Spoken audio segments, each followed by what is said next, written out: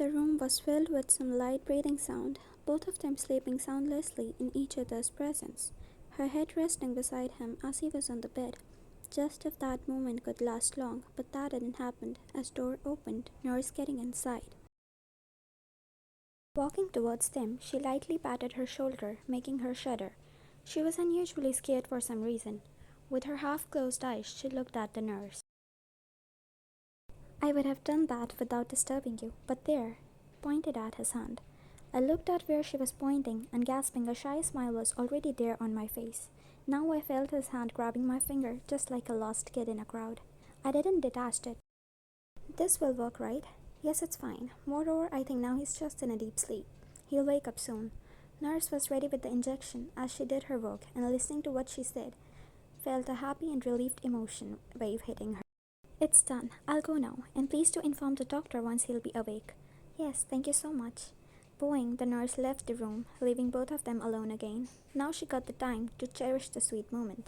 I wonder if you'll look this cute ever again. I don't want you to wake up, but your beast always scares me. Doesn't matter how hard I try to confront him. His hand was holding on to her finger as he never wanted to leave her. She took her hand towards his and captured his hand with hers. Bringing his hand towards her face, her lips lingered on his hand with her closed eyes. Sniffing his hand to take in his scent, but sadly all she smelled was some medicines or antiseptics. Not wanting to pull back, she gave multiple kisses to his hand. I looked at that heavenly creation of God, though his eyes don't help him to see, but the beauty his eyes hold is something else. I could see that mole on his nose, one under his eyes, and one on the side of his cheek, and the most breathtaking one on his. You don't know how beautiful you are. Not saying a single word for some good seconds, she interrupted by someone entering inside. Miss, there's someone on call. He wants to talk to you. They are coming for him. You have to leave this place. What? How? We don't have time. I'm doing every possible thing to save him right now, but you gotta leave from there, okay? Please listen to me. She stopped in the middle as gasp left her mouth, seeing him waking up because of how loud she was. There was frown on his face as he was trying to move his body. Keeping the phone aside, she went to him. You can listen to me, right? Cupping his face, she was looking at him with the tears stored in her eyes. I lived in darkness all my life, but that time I felt like I was lost in there for a long time now. Then I heard that voice again, the voice that was pulling me back to the reality, and I was awake. I could listen to her. I could feel her presence. I could feel the warm and soft touch again, the touch that I love but hate. Unfortunately, I'm not dead. I'm alive. Poor girl was too stunned to speak. The beast returned finally. His grey orbs were now visible to her. Getting her hands back, she controlled herself. He clenched his jaw listening to her words, and said with that dark aura, No one can kill me against my will. They did that because I allowed them to do so. I don't find you that important to tell you about what I do and why. Almost forgetting about what Jimin said, she was ready to hold a long talk with him. No, that's not important right now. Do you even know where are we right now and your condition? How dumb you think I am. I can see things that you cannot, but I keep your fake concern with you. Okay, I'm not falling into your trap. Help? I don't need any. Not letting her finish, he got up on the bed. Doesn't matter how painful it was for him, but there was no single expression on his face that indicated his pain. Feeling some string-like structure attached to his hand, grabbing it, he threw that aside, getting off the bed. There she folded her hands, as she knew he couldn't figure out this unfamiliar place. Not wasting more time, she went close to him. Please don't be more stubborn. I don't know about you, but I can't lose you this easily. Not now. Never. I exactly knew why she came to me and grabbed my hand. Corner of my heart was trying to change again. What she said made frown disappear from my face. For some reason, I couldn't say a word. We need to get out of here. Let's go.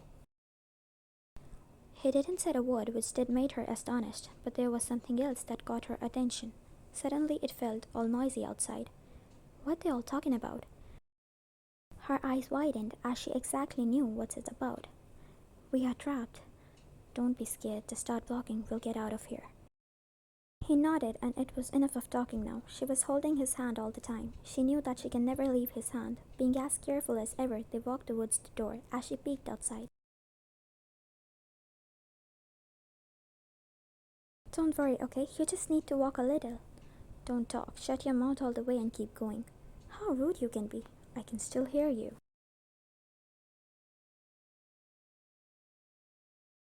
Breathing heavily. I guess they saw us. That's not the problem. Check if others are here or there's no one. We are hiding behind a wall and I'm searching for his car. No, it's not that. He never told me what's his car like. There must be a different symbol on his car. How do you know? He told me. He was standing and walking for a long time now. It was hurting him, but taking support of the wall from behind, he controlled himself. I think I found it. Let's go fast. He nodded, breathing heavily, and they went towards the car. I found them. They are at the backside. We are so dead. Can you walk a little faster? I'm telling you I can do anything. I'm fine. She didn't believe him, but he did speed up, and both went inside the car. Okay, so the keys are here. Is it paining? Start driving fast. We don't have much time. She nodded and started the car in a hurry. Look, Ron left his mouth as the wound started bleeding a little.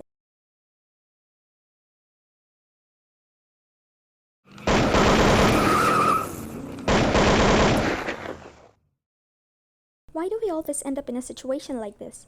Car was drifting at every path she was turning to. Her hands started sweating, making her grip slithery around the wheel, whereas his head was dropped back with his eyes squeezed closed. Memories from that day were still in my mind. Time to time looking at him, I felt nothing but agony hitting me from everywhere. How stunned I was seeing him that day. My poor love was now in pain. Couldn't do anything. Nothing was helping at that moment. He straightened his posture. There must be a gun in here. He started to search in all the places. No, you're not doing anything. They don't know yet who they're dealing with. Roaming his hand everywhere, he finally got hold on something as he smoked in satisfaction. They are so dead now. Open the window. No, stay back. I'm not doing anything you say. There are so many. You can't with your Do you want me to shoot you first? Why are you doing this to me? It's hurting me. I can't shout more. I can't just sit back, please. I gave him a quick glance and saw how he changed suddenly. He was so weak. I can't see him like that. Still he wanted to fight back. Letting my tears out, I opened the window with my shaky hands. Please don't get more hurt. I couldn't see her, but she was crying. It was so clear with her voice. Why are you crying for me? This is what my heart asked. Getting all his remaining strength together, he stood up close to the window and closed his eyes, using that peculiar power he had. I'll turn to the left now. Be careful. Cars were drifting one by one. Screeching sound created by the tires of the car could be heard. He was there shooting, getting all the men down. The bulletproof windows were all cracked, about to break any time soon, but not did he stopped.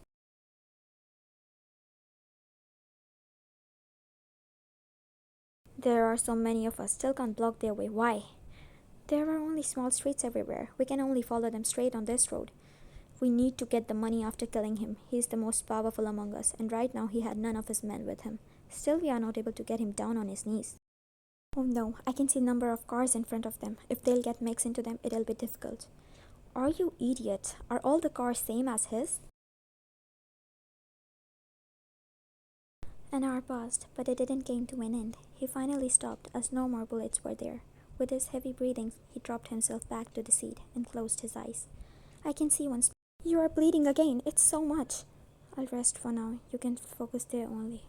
Please endure it for once. This is all going to end soon. I told you we lost their track. There are only few of us left now. He shooted on tires of all the cars. He's blind, right? Or he just acts. Both of them searching for their car with their bloodshot eyes. Found them. They're going straight to the road. Speed up.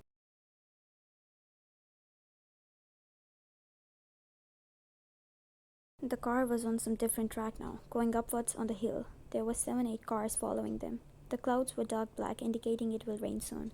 Darkness filled outside and the inside of every person over there. The only thing they knew was killing, and today somebody will take his last. They are trapped now. They chose a wrong way. The money and power will be ours. We are really doing that, right? Yes. We got work to kill him, so we're going to do it in our way. Tell our people to make them go towards the end of the hill. We're gonna push them off.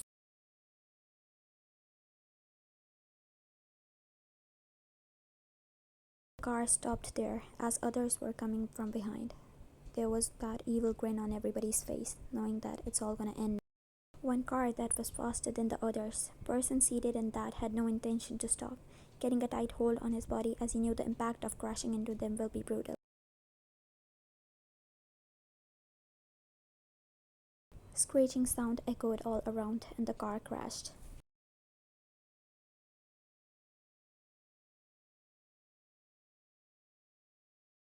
The car fell down the cliff.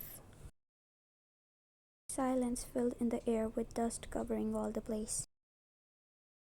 Everything will end someday, and this was the end.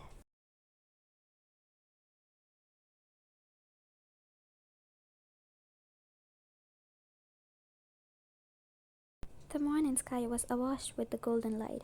The sun poured through the window, giving the already cozy room a warm rosy hue. There was a peculiar aroma floating in the air that strangely gave a relaxation to the person laying there. Light foot tapping sound could be heard. Hair all wet, water dripping off it, she entered with a tray in her hand. 2 cups were visible in the tray. One had the intense but sweet hazelnut coffee, while the other had earthy and spiced tea. Keeping the tray aside, she went towards the person sleeping in the duvet.